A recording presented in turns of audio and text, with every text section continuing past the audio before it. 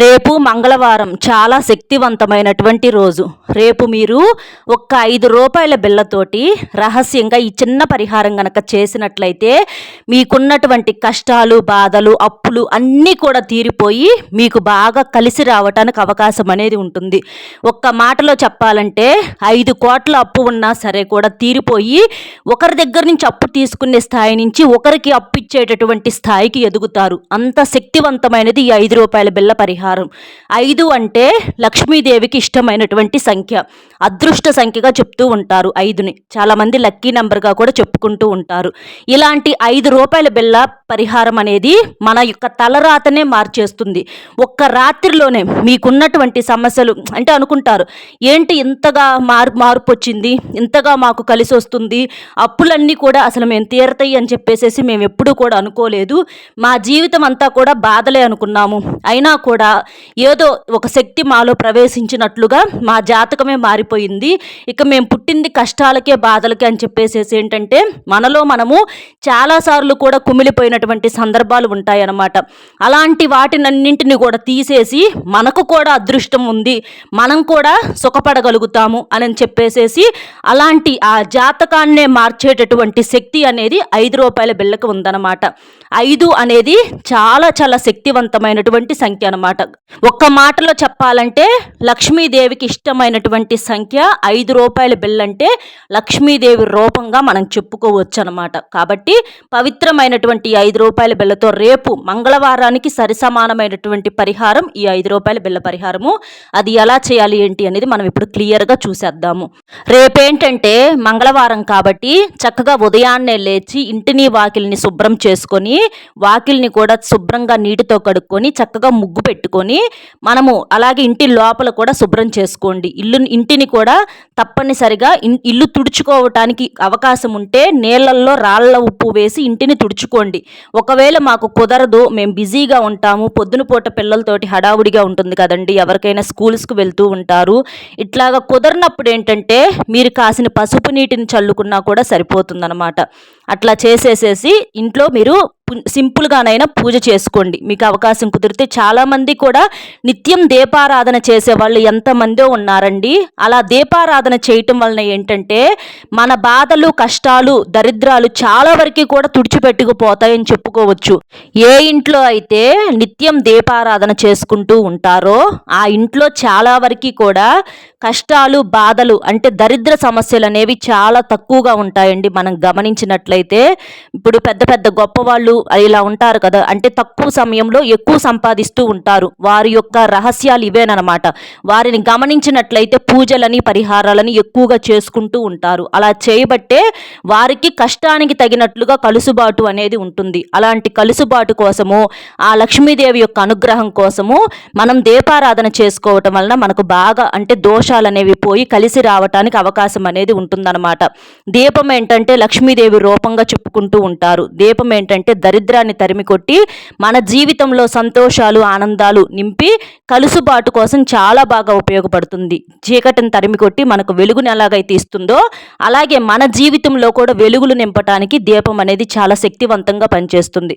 కాబట్టి కుదిరితే మీకు అవకాశం ఉంటే దీపారాధన చేసుకోండి. మంగళవారం రోజు ఏంటంటే ప్రత్యేకంగా ఎరుపు రంగులో ఉన్నటువంటి బట్టలు కానీ, అలాగే ఎరుపు రంగు అంటే టమాటాలు ఇలాంటివి, ఎరుపు రంగు కందిపప్పు ఇలాంటివి కూడా మనం వండుకోకూడదు, తినకూడదు. ఇలాంటి నియమాలు పాటించాలి. నలుపు రంగు బట్టలు కూడా పరిహారం చేసేటప్పుడు మీరు ధరించకూడదు. ఇట్లా ఆ రోజున మాంసాహారం అనేది పొరపాటును కూడా వండకూడదు, తినకూడదు. అలాగే మంగళవారం రోజున ఏంటంటే చాలా మంది కూడా పనులు ఏదన్నా మంచి పనులు మొదలు పెట్టకూడదు అది ఇదని చెప్పేసి అనుకుంటారు. అంటే ప్రయాణాలు ఏదైనా చేయకూడదని అని, లేకపోతే ఏదన్నా పనులు చేయకూడదు, మంగళవారం మంచిది కాదు ఇట్లా అనుకుంటారు. మంగళవారం మంచిది కాదని ఎప్పుడు అనుకోవద్దండి. మంగళవారం చాలా మంచిది. మంగళవారం రోజున మంచి పనులు మనం ఏదైనా మొదలు పెట్టుకోవచ్చు. దానివల్ల ఇబ్బంది ఏమీ ఉండదు. కాకపోతే ఏ సమయము అది కొంచెం ఏదన్నా తెలిసిన వాళ్ళని, పెద్దవాళ్ళని కనుక్కొని దాని ప్రకారం మనం చేసుకుంటా వెళ్ళొచ్చు. ఇబ్బంది అయితే ఏమీ లేదు. ఈ పరిహారం వచ్చేటప్పటికి ఏంటంటే మనలో చాలా మందికి కూడా ఏంటంటే ఎంత కష్టపడినా కూడా మనకు కలుసుబాటు అనేది ఉండదు. ఇంట్లో కనీస అవసరాలు కూడా తీరక చాలా ఇబ్బందులు ఇబ్బందులు పడాల్సి వస్తుందన్నమాట. అంటే ఇంకా అప్పులు కూడా చేయాల్సిన పరిస్థితి, సంపాదన కన్నా కూడా ఖర్చులు అనేవి ఎక్కువగా ఉంటాయి అన్నమాట.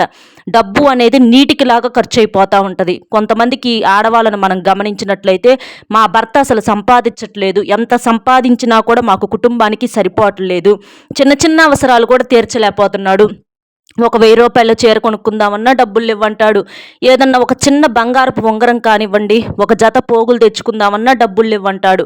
ఇట్లా ఏంటంటే పిల్లలకి ఏదన్నా ఫీజులన్నా ఇవ్వంటాడు, ఏదన్నా తినడానికి తీసుకురమ్మన్నా లెవ్వు, అంటే ఏది అడిగినా కూడా లెవ్వు లెవ్వు లెవ్వు అని చెప్పేసి ఇంట్లో ఏంటంటే భార్యాభర్తల మధ్య గొడవలు అనేవి ఎక్కువగా జరుగుతూ ఉంటాయి. కనీస అవసరాలు కూడా తీరక గొడవలు జరుగుతూ ఉంటాయి.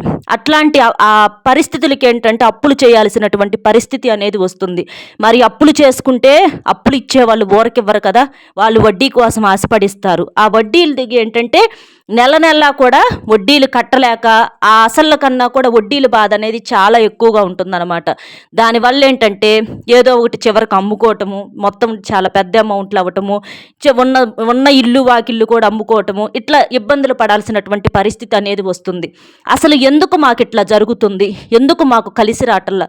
కొంతమంది ఏంటంటే టైం పాసులు చేస్తూ ఉంటారు, ఫ్రెండ్స్తో వాళ్ళతో వీళ్ళతో మాట్లాడుకుంటా చెడు వ్యసనాలకు బానిసలు అయిపోయి మగవాళ్ళు వచ్చేటప్పటికి ఇంట్లో భార్య మాట వెనక, పిల్లల్ని పట్టించుకోక, కుటుంబం అంటే బాధ్యత లేక, చేసే అంత తెలివి ఉన్నా కూడా చేయకుండా వృధాగా ఫోనులు చూసుకోవటము, అలా ఇలా ఏంటంటే సమయాన్ని వేస్ట్ చేసుకుంటూ ఉంటారు. దానివల్ల కూడా కుటుంబంలో కలహాలు అనేవి మొదలవుతాయి. అప్పుడు కూడా అప్పులు చేయాల్సినటువంటి పరిస్థితి అనేది వచ్చిందనమాట. తీరా ఎప్పటికో కళ్ళు తెరిచేటప్పటికి పోయిన ఓపిక రాదు, పోయిన టైం అంతా కూడా వెనక్కి రాదనమాట. ఇట్లా అనేక కారణాలు చెప్పుకుంటా పోతే కొంతమందికి ఆరోగ్యం సహకరించదు, కొంతమందికి ఇంటి పరంగా అసలు కలిసి రాదు, మనశ్శాంతి ఉండదు. ఇట్లా చెప్పుకుంటూ పోతే ప్రతి మనిషికి ఒక్కొక్క సమస్య అనేది ఉంటుంది. అలాంటి సమస్యలన్నీ పోవాలి, ఇంటి పరంగా మాకు బాగా కలిసి రావాలి, మా భార్యాభర్తలు బాగుండాలి, అన్యోన్యంగా ఉండాలి, గొడవలు తగ్గాలి, బాగా కలిసి రావాలి, సంపాదన పరంగా బాగుండాలి, అప్పు లేదన్నా ఉంటే తీరిపోవాలి అని చెప్పేసి మీరు 5 రూపాయల బిళ్ళ పరిహారం అనేది చేసుకుంటే మీకు అద్భుతంగా సిద్ధిస్తుంది. మీకు ఈ పరిహారానికి వచ్చేటప్పటికి 5 రూపాయల బిళ్ళలు 4 కావాలి. 4 కావాలండి. 4 అంటే 4 5లు 20 రూపాయలు. 5 రూపాయల బిళ్ళలే కావాలి, 20 రూపాయల కాగితం అనేది పనికిరాదనమాట. 5 రూపాయల బిళ్ళలు 4 తీసేసుకొని వాటిని ఏంటంటే శుభ్రంగా కాసిని పసుపు నీటితో కానీ లేదా పాలతో కానీ శుభ్రంగా క్లీన్ చేసేసేయండి. ఎందుకు అనంటే ఎన్నో చేతులు మారి వస్తూ ఉంటాయి, మంచి కాడ చెడు కాడ ఇట్లా ఎన్నో రకాల చేతులు మారుతూ ఉంటాయి. కాబట్టి ఏదన్నా దోషాలు ఉన్నా కూడా మనకు పోతాయి అన్నమాట. కాబట్టి అట్లా పసుపు నీటితో కానీ పాలతో కానీ కడిగేసి మళ్ళీ మామూలు నీటితో తర్వాత క్లీన్ చేసేసేయండి. అలా చేసేసి మీరు పూజ చేసుకుంటారు కదా, నలుపు రంగు బట్టలు మాత్రం ధరించొద్దు, ఇది గుర్తుంచుకోండి. మీరు పూజ చేసుకున్నప్పుడు ఆ పూజలో పెట్టేసేసుకోండి 5 రూపాయల బిళ్ళలు 4 బిళ్ళలు. ఒకవేళ పూజ చేయటానికి కుదరకపోయినా మామూలుగానైనా మనకు ప్రకృతి అనేది సపోర్ట్ చేస్తుంది. కాబట్టి దైవం మన బాధను మనకు కుదరకవచ్చు, ఆరోగ్యం సహకరించకవచ్చు, ఇట్లా ఎన్నో రకాలుగా ఒక్కొక్కరికి చేయటానికి కుదరదు, వాళ్ళు కూడా ఇబ్బంది పడాల్సినటువంటి పని ఏమీ ఉండదన్నమాట. మామూలుగానైనా సరే చేసేసుకోవచ్చు. ఇక స్నానం మాత్రం తప్పనిసరిగా చెయ్యాలి, ఇది గుర్తుంచుకోండి. ఇక అలా తీసేసుకొని దీనికి వచ్చేటప్పటికి ఏంటంటే మనకి పూజ కాడ గంధం వాడతాం కదండి, గంధము అంటే దేవుడి పటాలకి గంధము కుంకుమలు పెడతాం కదా, అట్లా ఆ గంధం అనేది తీసేసుకొని దాంట్లో కొంచెం వాటర్ కలిపేసేసి పేస్ట్ లాగా చేసేసేయండి ఇక్కడ చూపించినట్లుగా. అలా చేసేసుకొని ఒక తమలపాకు కూడా తీసుకోండి. ఈ తమలపాకు మీద మీరేంటంటే దీపం పెట్టాలి, దీపారాధన. మీరు పూజ చేసినా చేయకపోయినా పరిహారం చేసేటప్పుడు మాత్రం దీపారాధన వెలిగించాలి.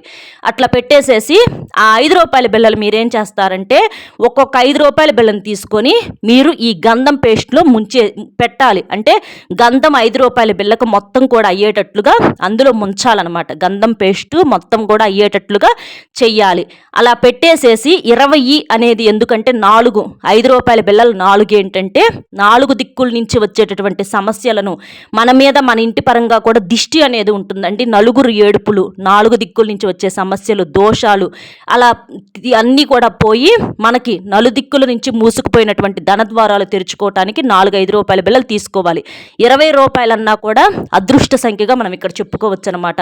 అలా తీసేసుకొని గంధం పేస్ట్లో ఈ 4-5 రూపాయల బిళ్ళలు ముంచేసేసి మీరు అవి కూడా ఒక తమలపాకు మీద పెట్టేసేసుకోండి. తమలపాకు మీద మీరు పూజ చేసినప్పుడు దీపారాధన అంటే దీపం వెలిగించేసేసి అక్కడ పెట్టేసేసుకోండి.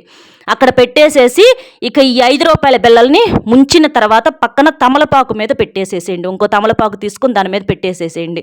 అలా పెట్టిన తర్వాత ఈ 5 రూపాయల బిళ్ళని ఇది సాయంత్రం సంధ్యా సమయంలో నేను చేసుకోవచ్చు, ఉదయమైనా చేసుకోవచ్చు, ఇబ్బంది అయితే ఏమీ లేదు.